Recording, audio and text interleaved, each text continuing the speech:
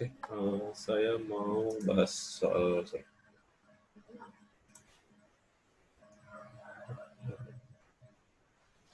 yang soalnya kemarin ini ya. Ini kita dapat data seperti ini, ada kegiatannya, ada kegiatan A, B, C sampai K, terus ada kegiatan pendahulu sama durasi waktu, jadi waktu yang berapa hari. Terus di sini bedanya ada biaya. Nah ini biaya kalau nanti kalian di proyek, pasti setiap kegiatan ada biayanya, mau itu biaya bahan atau biaya SDM atau biaya apapun, bahkan subkon pun juga nanti bisa ada biayanya. Nah ini yang bisa membuat dari sebuah diagram CPM atau PDM nanti juga menjadi sebuah kurva S sama bar chart. Harus ada ini ya biayanya. Biaya nanti kalau kalian udah lebih advance, kalau udah di level yang udah tinggi, bisa juga biaya ini nanti digantikan oleh sumber daya manusia. Jadi misalnya di sini sumber daya manusia yang dibutuhkan berapa sih untuk sekian waktu gitu ya. Nah, itu juga bisa dibuat bar chart-nya untuk apa namanya SDM atau sumber daya yang lain. Ini saya mau liatin ini dari Kania. Ini udah benar ya. Saya nggak tahu nih mau komen apa lagi. Ini biasa diagram CPM seperti ini. Durasinya dipanah, udah ditaruh benar. Habis itu sampai depan udah dapat hasil akhirnya 180, ditaruh di bawah angkanya, terus ke mundur. Nah, yang floatnya 0 atau yang angka atas dan bawahnya sama dijadikan floatnya 0, itu adalah si CPM atau jalur kritis. Nah, dari sini kenapa kita butuh diagramin dulu, karena kita harus tahu ini finishnya kapan sih. Finishnya adalah 180 hari. Nah, untuk yang gambar manual, untuk tulis manual itu butuh, soalnya kita harus memperkirakan durasinya berapa, baru bisa digambar tabelnya lah. Di sini durasinya 180, digambar sepanjang ini. Terus setelah udah gambar kolom-kolomnya, jadi ada kegiatan, durasi, bobot, dan kolom-kolomnya sampai di ujung, baru diisi yang ini. Nah, di sini yang kurang adalah kolom dari biaya. Di sini bobot ini kita, kalau misalnya udah di proyek, yang ngerjain udah pasti tahu lah ini bobot dari mana. Tapi kalau misalnya yang pengawas atau misalnya nanti owner gitu lihat, loh ini bobotnya dapat dari mana sih? Nah ini ada butuh informasi tambahan, yaitu si biaya. Nah biaya ini harusnya ada kolom lagi lah, antara di sebelah kiri atau sebelah kanan bobot, bebas masalah. Terus di sini mungkin yang kurang bagian ini, kegiatan A sama K, ini semestinya ada bobot karena dia ada biaya. Jadi, nah di sini walaupun dia waktunya 0 hari, dia ada biaya.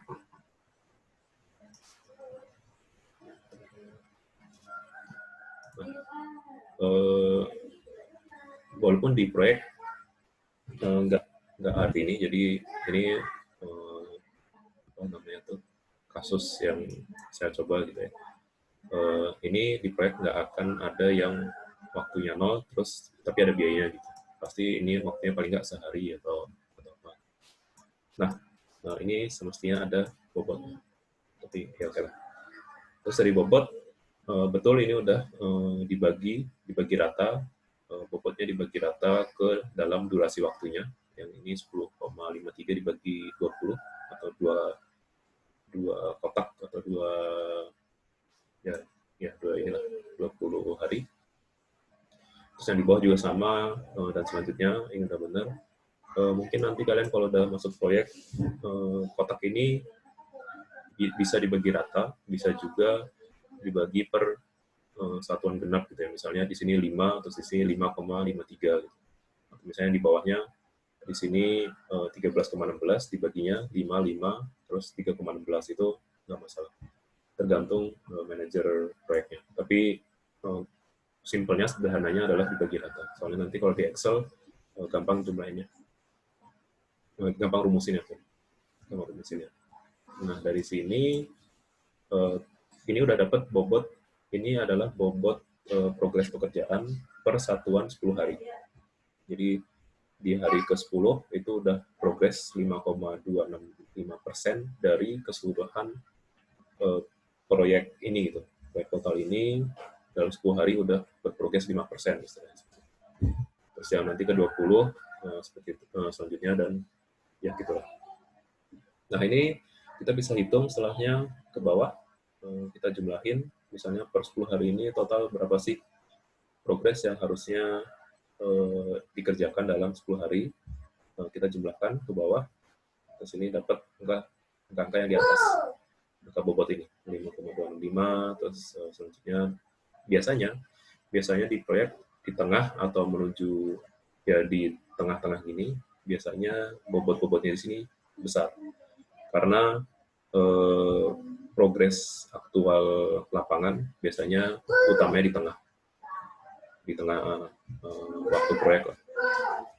Nah ini dijumlahin, terus kita dapat bobot. Ini bobot di bawah ini adalah yang per satuan 10 hari.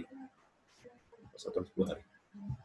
Nah selanjutnya kita untuk menggambar kurva S atau ya ini kurva S, ini kita harus ngecek, menghitung dulu bobot kumulatif, atau cuma jumlahin doang sih. Kalau bilang hitung kayaknya nggak cocok lah buat mahasiswa bilang ditambah-tambah, bilangnya ngitung. Nah, jadi di sini kumulatif pertama di paling kiri adalah 0% dan paling kanan adalah 100%. Nah, di sini setiap angka yang ada di sini adalah jumlah dari angka sebelumnya ditambah dengan angka progres di periode itu. Jadi misalnya di sini 10 ini adalah 5265 ditambah 5265 yang di sini. Misalnya di sini yang 34 ini adalah 27 ditambah dengan 6. Terus dapat sekian. Nah, ini baru diplot ke atas. Ini udah benar sih, jadi saya bingung juga mau jelasin apa gitu. Ini udah oke. Nah, ya, terus saya ada juga yang ngirim via Excel. Udah lumayan, ini udah lebih. Ini nanti deh. Saya jelasin dulu ya.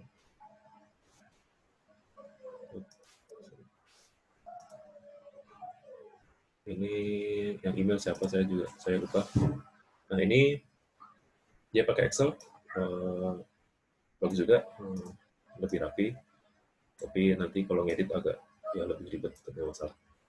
Ini seperti ini, dapat jalur kritisnya udah oke. Terus di sini dapat angka 180. Tadi ini ya udah dirumusin, jangan salah. Ini dapat 180. Terus diplot. Nah di sini dia udah benar.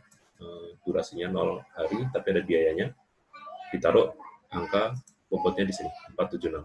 Jadi semestinya tadi yang ini itu harusnya di sini ada bobot yang di kegiatan A sama K, tapi nggak diisi.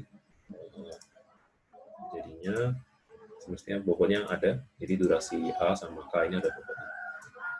Kalau ini ya, kalau emang hitungan benernya. Tapi sebenarnya nggak ada yang durasi 0 hari terus ada biayanya. Itu cuma buat latihan aja. Nah di sini udah benar ada kolom biayanya. Kalau misalnya pakai Excel enak, jadi ada rumus-rumusannya di sini. Kita bisa rumusinnya langsung link ke angka-angka di bawah. Terus kumulatif dan jumlah bobot per satuan waktu juga gampang dilihat karena ini rumus. Terus ini kumulatif juga bisa dirumusin. Nah, udah dapat seperti ini, udah dapat kumulatifnya, lanjut ke kurva S. Ini dia udah bikin juga kurva S-nya, bentuknya seperti ini. Nanti kalian kalau misalnya di proyek, biasanya kurva S-nya minta di-overlaykan ke dalam tabel belakangnya. Jadi itu bisa disetting. Klik kanan.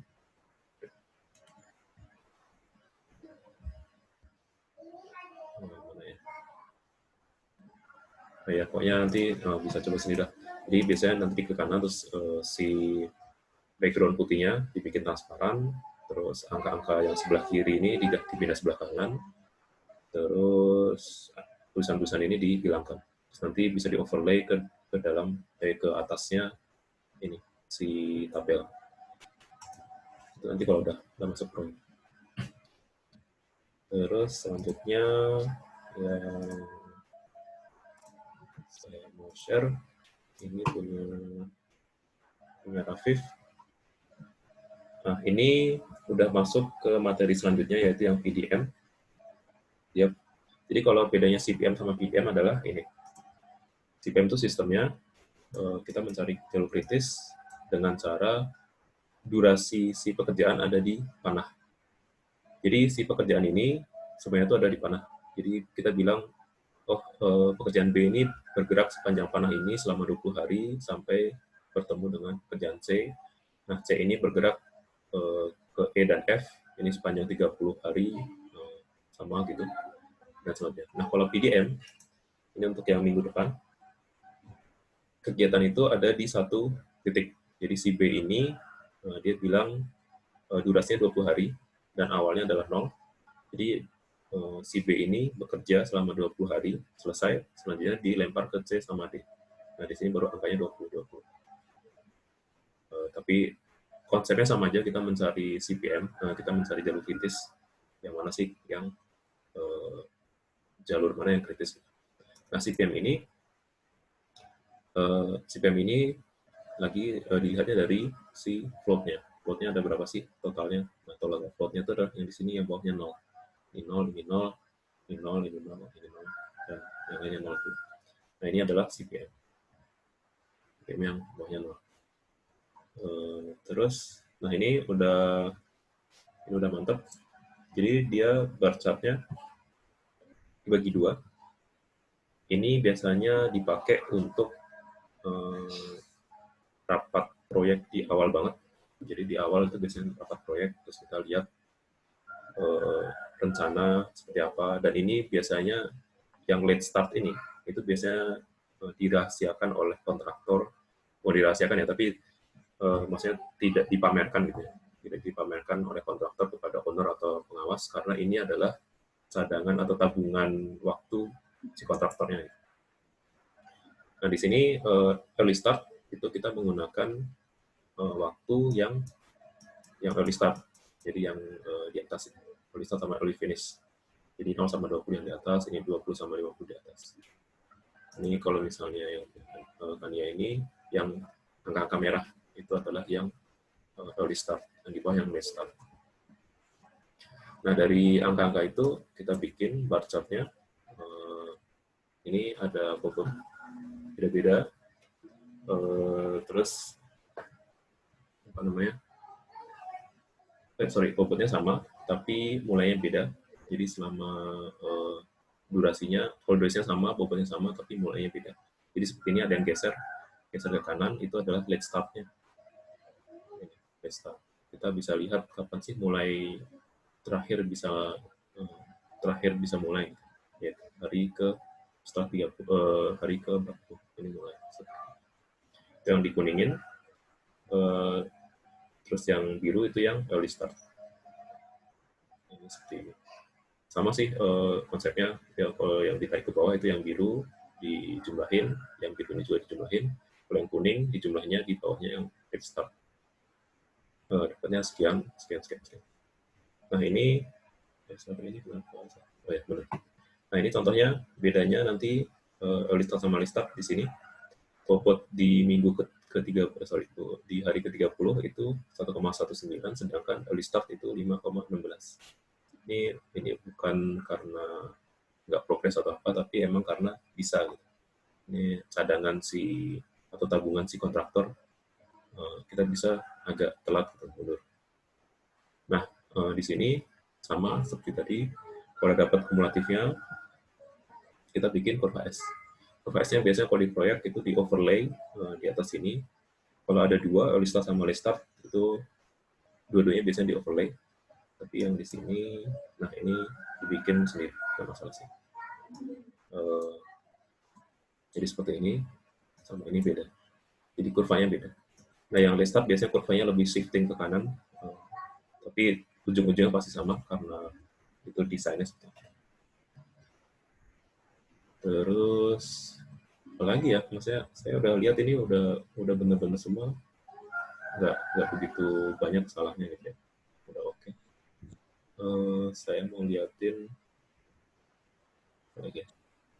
Ini saya mau liatin contoh project yang real. Jadi ini nanti kalau misalnya ini kan kegiatan cuma A sampai K. Cuma ada berapa nih? Sekitar 11. Ada 11. Kalau di proyek veteran, ini untuk proyek gedung 4 lantai aja ada sekian banyak pekerjaan.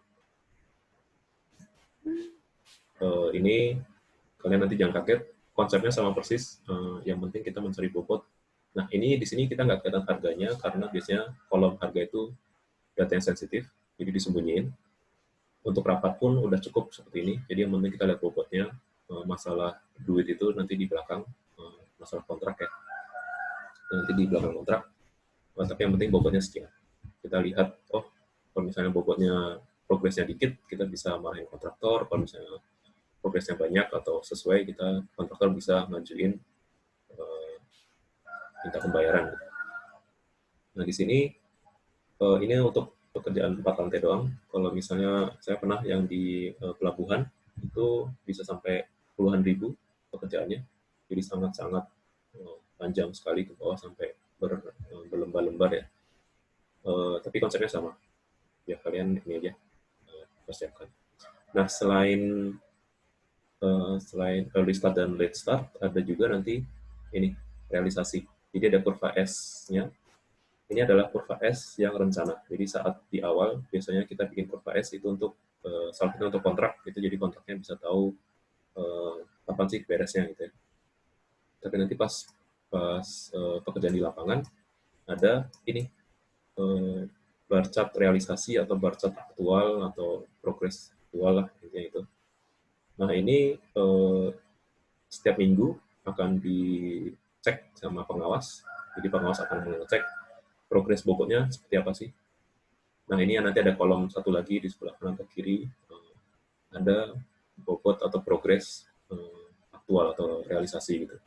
Nah dari bobot itu diambil angka-angkanya, terus nanti diplot juga ini kurva S. Sama persis konsepnya, cuman angka bobot itu diambil dari hasil lapangan. Kalau angka bobot yang ini kan kita lihat dapat dari perhitungan ya, kita ngitung ini harusnya kapan, ini berapa sih besarnya dan lain-lain. Kalau yang bobot yang aktual itu kita lihat di lapangan, oh yang terpasang tiang panjangnya udah sekian. Nah itu kita isi dengan angka-angka. Nah kalau udah sama konsepnya kita bikin di bawahnya itu bobot kumulatif juga, terus di plot grafik kurva S. Biasanya, dan ini wajar terjadi, kurva S aktual itu shifting ke kanan. Itu karena ada keterlambatan lah. Itu biasa tapi jangan dibiasakan. Itu hal yang biasa terjadi di lapangan dan kita sebagai manajer proyek harus ngatur, tapi jangan kayak, oh yaudah sih biasa gitu. Jangan sampai seperti itu. Apa lagi ya? Ada sih, mungkin ada yang mau ditanyakan dari bar chart dan kurva S? Silahkan.